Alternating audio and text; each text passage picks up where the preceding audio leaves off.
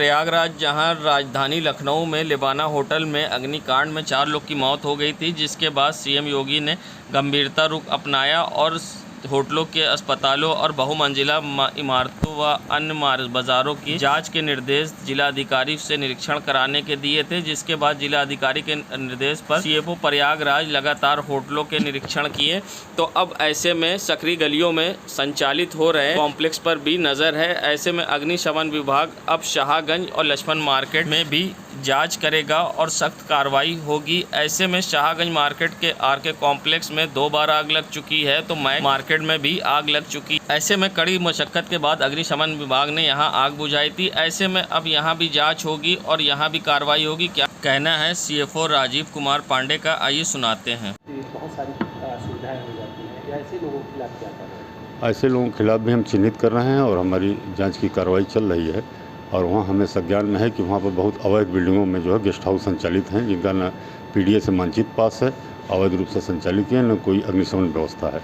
उनके खिलाफ भी हम लोग कार्रवाई के लिए वरिष्ठ अधिकारियों को सूचित करेंगे। शाहगंज की बिल्डिंग में भी जांच के बाद हम लोग वहाँ भी कार्रवाई करेंगे। वहाँ 2-3 बार हम जांच कर चुके हैं और लोगों को प्रशिक्षण भी दिए हैं अग्नि सुरक्षा के संबंध में। वहाँ आग भी लग चुकी है और उनको हमेशा जागरूक किया जा रहा है। बिल्डिंगों के संबंध में हम लोग कार्रवाई करेंगे आगे चलकर।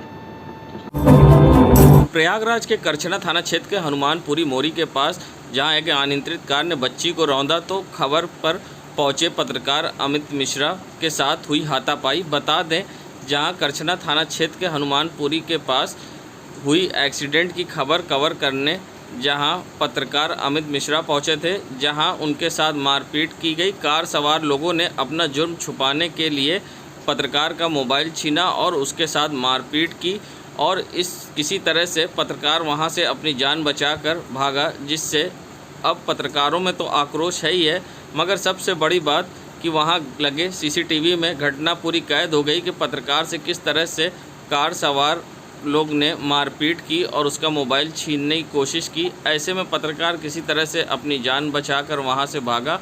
ऐसे में अब इन पर किस तरह की कार्रवाई होगी, ये देखने वाली बात होगी। पत्रकारों में दिखा आक्रोश। नगरी प्रयागराज, जहां लावारिस बच्ची मिलने के बाद बीजेपी के मंडल उपाध्यक्ष भोला सिंह ने उसे नवजीवन हॉस्पिटल में एडमिट कराया था, जिसे हॉस्पिटल से चिल्ड्रन अस्पताल ट्रांसफर किया गया, मगर सुविधाएं न होने के कारण बच्ची ने कल दम तोड़ दिया। ऐसे में अब भाजपा के मंडल अध्यक्ष ने आरोप लगाते हुए सजा दिलाने की मांग की। क्या कुछ उन्होंने आरोप लगाया, आइए सुनाते हैं। मैं भोला सिंह, मंडल उपाध्यक्ष त्रिकुटी। 5 सुबह 6:30 बजे एक लावारिस बच्ची मुझे मिली, जिसको चींटियाँ लगी थी। मैंने उसको आनन फानन में बच्ची को करके मैंने नवजीवन हॉस्पिटल में भर्ती कराया और एडमिट कराकर मैं थोड़ा नाश्ते के लिए चला गया। उसके बाद वहाँ से बच्ची डॉक्टर साहब किसको दे दिए, ये जानकारी जब मुझे मिली तो मैं गया तो डॉक्टर साहब से पूछा कौन है, तो डॉक्टर साहब कुछ टाल मटोल करने लगे। फिर मैंने तो फाफामऊ थाना अध्यक्ष के पास गया, सूचित किया, तो थाना अध्यक्ष ने बच्ची को खिलाया और बच्ची लाने फिर मैंने जीवन हॉस्पिटल एडमिट किया। तो डॉक्टर साहब ने फिर बाल विकास अधिकारी को फ़ोन किया और अधिकारी को फ़ोन करके न एम्बुलेंस की सुविधा थी, न किसी की सुविधा थी। तिलतिलाती हुई बच्ची और 3 घंटे की बच्ची सही से इलाज न होने के कारण 3 बजे आकर चिल्ड्रन हॉस्पिटल पहुंची और फिर उसके बाद आज दिनांक 9/22 को 10 बजे बता रहे हैं कि मृत हो गई। मैंने उसका नामकरण साक्षी रखा था। आप लोग हमारी हेल्प करिए, दोषियों को दंड दीजिए, दंड दिलाइए और जो दोषी हो उस पर कार्रवाई हो। नगरी प्रयागराज इन दिनों बच्चा चोरी की अफवाह जोरी पर है और ऐसे में कई बार निर्दोषों की पिटाई हो जाती है। लगातार प्रशासन लोगों को जागरूक करने में जहां जुटा है, तो समाज सेवी संगठन भी अब सामने आए हैं और लोगों को जागरूक कर रहे हैं कि अगर किसी तरह की समस्या है तो पहले पुलिस को सूचित करें। ऐसे में कई बार घटनाओं को लेकर अफवाहों की बाजार गर्म है और लोग तरह तरह बिना जांचे परखे चीज़ फॉरवर्ड और वायरल करते हैं। ऐसे में अब क्या कुछ कहना है इस पूरे मामले पर समाज सेवी, पत्रकार व पुलिस का कि अफवाहों पर ध्यान न दें, आइए सुनाते हैं आपको। वर्तमान में प्रयागराज सहित उत्तर प्रदेश के कई जिलों में जिस तरह बच्चा चोरी की अफवाहें फैल रही हैं, उससे लगातार आपसी सौहार्द तो बिगड़ ही रहा है, साथ ही साथ व्यवस्था बनाए रखने में भी पुलिस प्रशासन को बहुत ही दिक्कतों का सामना करना पड़ रहा है। और इसी संबंध में यूपी डीजीपी ने सारे जिलों के एसएसपी को सख्त निर्देश दिया हुआ है कि इस तरह की अफवाह फैलाते हुए अगर किसी को पाया जाता है तो उसके विरुद्ध सख्त से सख्त कार्रवाई की जाएगी। हमारा एनजीओ कुटुंब वेलफेयर सोसाइटी, जो कि लगातार मानव सेवा और प्रकृति संरक्षण के क्षेत्र में काम करता है, हम भी लगातार लोगों के संपर्क में हैं और उन्हें जागरूक करने की कोशिश कर रहे हैं कि किसी भी तरह की अफवाह में ना आए। सोशल मीडिया पे बिना पूर्ण जानकारी के किसी भी तरह की अफवाह को आगे फॉरवर्ड ना करते जाएं। और उसके बावजूद ऐसा नहीं है कि अपराध नहीं होते।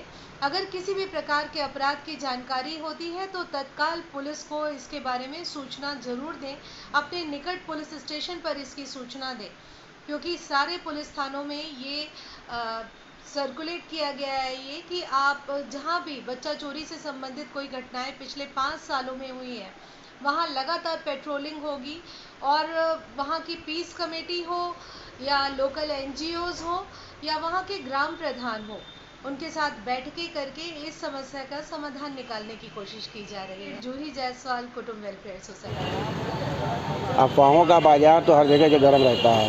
अफवाहों के बाजार में कुछ लोग बिना मतलब लोगों को पीट दे रहे हैं, जबकि ऐसी घटना भी नहीं हो रही है।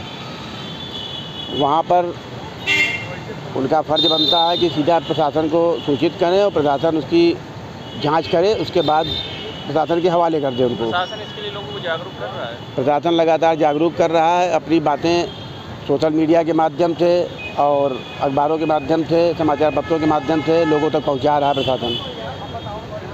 परिचय बता। अनुपम शुक्ला, पत्रकार। और सबसे पहले प्रदेश के विभिन्न जनपदों में जो एक अफवाह फैलाई जा रही है, उसको दृष्टिगत रखते हुए आप लोगों के माध्यम से सभी को अवगत कराना चाहूँगा कि वर्बली या किसी सोशल मीडिया प्लेटफॉर्म से इस तरह के अफवाह को न फैलाएं कोई भी व्यक्ति, इससे परहेज करें। जो भी इस तरह के अफवाह फैला रहा है उस पर सतर्क दृष्टि रखें। हमने एक नंबर भी जारी किया है यहाँ पे 94 54 40 52 64। इस पर भी इस तरह के अफवाह फैलाने वालों के बारे में सूचना दें, मैसेज करें, व्हाट्सएप करें, कॉल करें। हमारे ट्विटर हैंडल, प्रयागराज पुलिस के ट्विटर हैंडल पे भी इसकी सूचना दें। हम पूरी तरह से सतर्क हैं। आप लोगों के माध्यम से, सोशल मीडिया के माध्यम से लगातार लोगों को सेंसिटाइज़ किया जा रहा है, लोगों से अपील की जा रही है कि इस तरह की अफवाहों में न पड़ें। पुलिस पूरी सतर्कता के साथ इस चीज़ को हैंडल कर रही है और जो भी इस तरह की अफवाह फैलाएगा और कानून व्यवस्था की स्थिति उत्पन्न करने की कोशिश करेगा, उसके विरुद्ध सख्त विधिक कार्रवाई की जाएगी। अभी तक जो मामले आए इनमें कोई सत्यता नहीं? नहीं, कोई इस तरह की सत्यता अभी तक नहीं है।